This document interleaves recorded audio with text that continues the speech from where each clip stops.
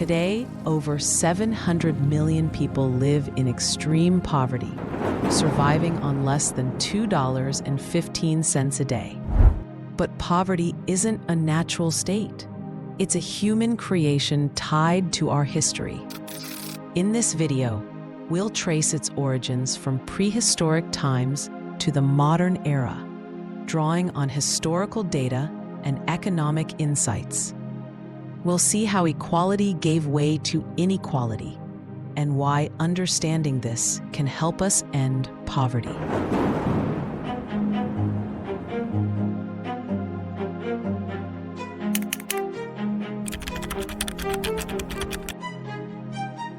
For most of human history, about 300,000 years, our ancestors lived as hunter-gatherers. In these small nomadic groups, resources like food and tools were shared equally. There was no private property, no hoarding of wealth. Archaeological evidence from sites in Africa and Europe shows minimal differences in living conditions, indicating low inequality.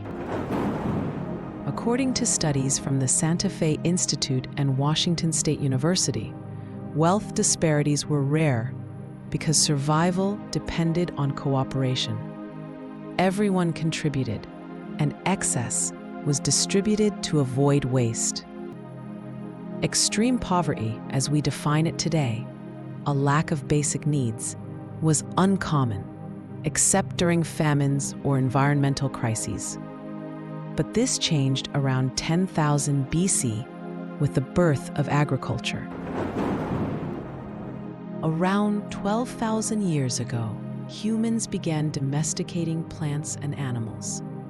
This shift from foraging to farming created food surpluses for the first time.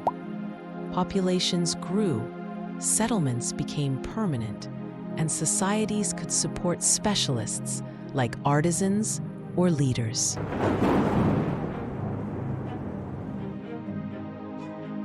But surplus also meant control.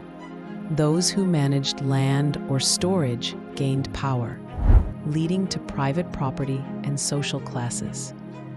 Archaeological data, analyzed in a 2025 study, reveals wealth gaps emerging about 1,500 years after agriculture started.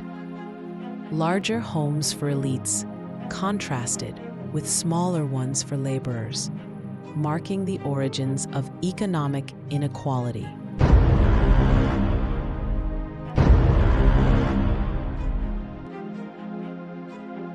By 5000 BCE, in early civilizations like Sumer or the Indus Valley, kings, priests, and landowners amassed wealth, while farmers and slaves toiled in poverty. Slavery became widespread, forcing people into destitution. Historians note that 90% of people in these societies lived at subsistence levels, similar to the extreme poverty today. This wasn't just about scarcity. Resources existed, but they were unequally distributed. Pre-industrial societies had most people in what we'd call extreme poverty, surviving on equivalents of less than $2 a day.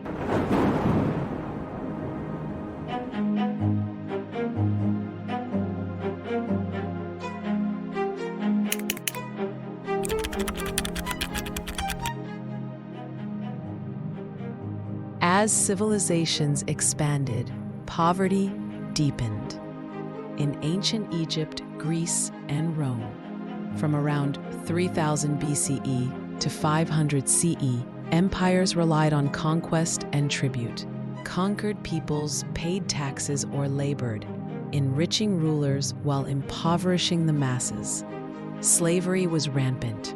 Up to 30% of Rome's population were slaves, living in abject conditions. Moving to the Middle Ages, from around 500 to 1500 CE, feudalism in Europe formalized inequality. Lords owned land, while agricultural laborers worked it for minimal returns, often in debt bondage. In Asia and Africa, similar hierarchies in empires, like the Mali or Ming dynasty, created social class divisions where poverty was the norm for 90% of people.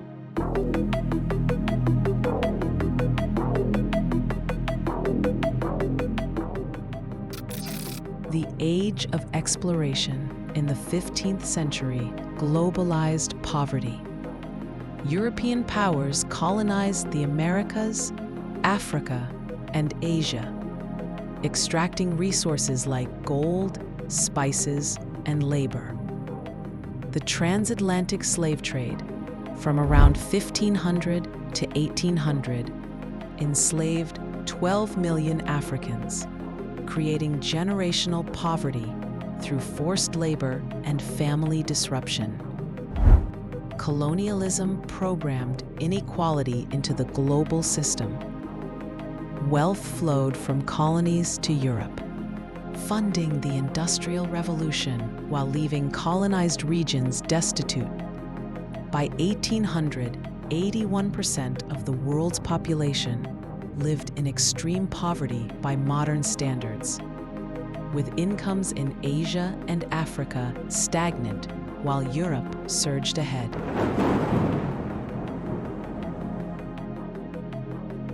The Industrial Revolution, from around 1760 to 1840, urbanized poverty. Factories in Britain and the US offered jobs, but at exploitative wages, leading to slums and child labor.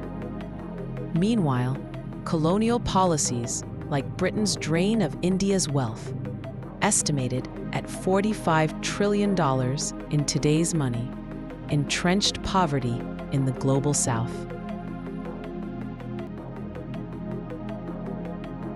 Today, poverty is concentrated in sub-Saharan Africa, but it's man-made, rooted in thousands of years of power imbalances.